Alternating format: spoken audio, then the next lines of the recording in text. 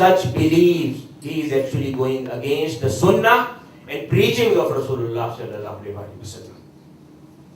Dear audience, here I would like to narrate one hadith of Rasulullah sallallahu alaihi wasallam, and then I will explain that hadith which will help us understand the preaching and true message of Rasulullah sallallahu alaihi wasallam.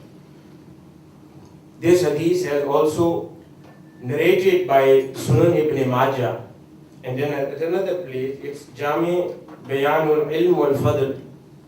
The hadith is, as Rasulullah sallallahu alaihi wasallam said, "Utlubul ilma walau bis-sin, fa in talabul ilma faridatu ala kulli muslim." It is a very popular hadith of Rasulullah sallallahu alaihi wasallam, and we must have read so many times.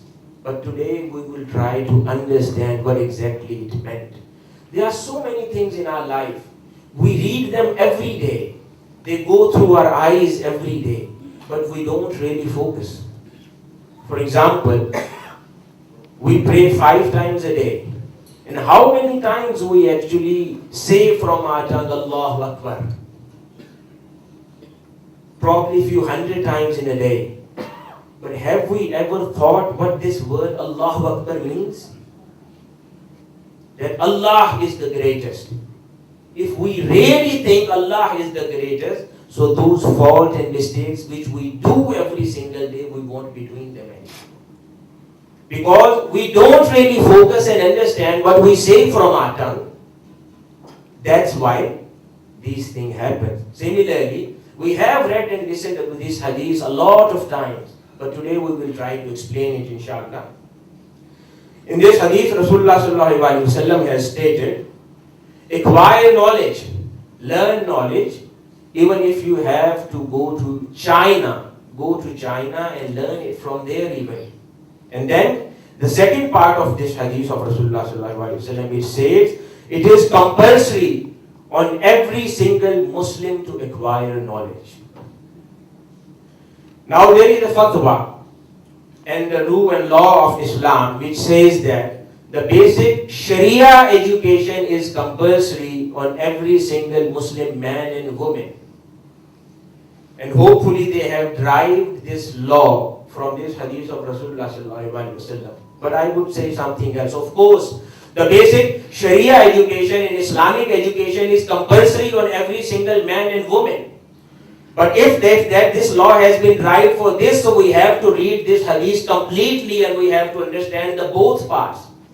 If it was just about the Islamic education, then it shouldn't be a part of this hadith in which Rasulullah sallallahu alaihi wasallam says that acquire knowledge, which is compulsory on every single man and woman of Muslim, even if you have to go to China. So what kind of Islamic knowledge in those days China was producing?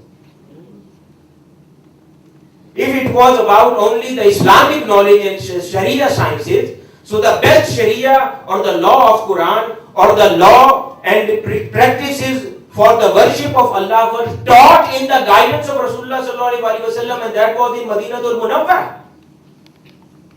Why Rasulullah sallallahu alaihi wasallam is urging actually his companions to learn even if they have to go to China. So what was in China? There was no religion in China.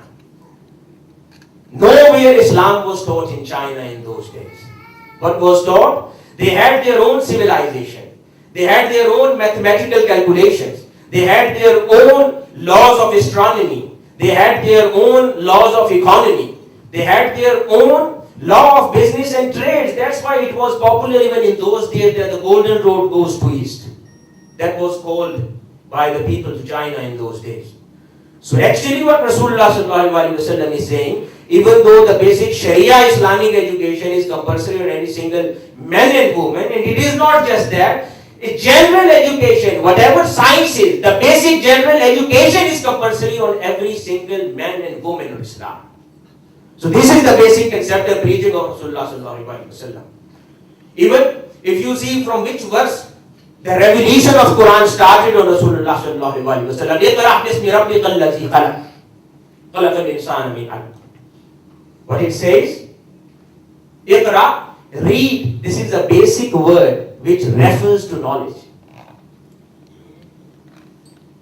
So I would say this one verse is actually explaining the basic and whole constitution of Islam. Islam is about learning. Islam is about knowledge. The preaching of Rasulullah sallallahu alaihi wasallam are about knowledge and learning and about the skills and technology and sciences and everything.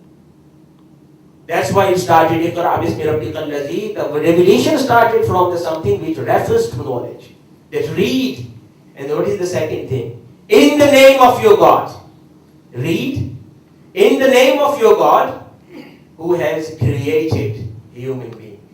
So that is a very beautiful thing if we understand. First thing, it starts from the word read, which refers to knowledge. And then the second part describes the whole phenomena of a Muslim human being. Muslim human being is allowed and he is supposed to do every single thing in this world. He is supposed and he is allowed to adopt every single profession in this world. He is allowed to become scientist. He is allowed to become businessman. He is allowed to become economist. He is allowed to become doctor. Whatever field and profession he likes for him or her, he or she can adopt it. But what is the law of Islam is, whatever you do, whatever knowledge you acquire, whatever subject you read, but read in the name of Allah. Do whatever you want to do, but do for the sake of Allah Almighty. So this is the basic concept of Islam. Iqra bismi rabbikal ladhi khalaq, khalaqal insana min alaq. Then he should have referred him probably that read in the name of Allah, who is the only Lord to be worshipped. He didn't say that here. What he is saying, he is in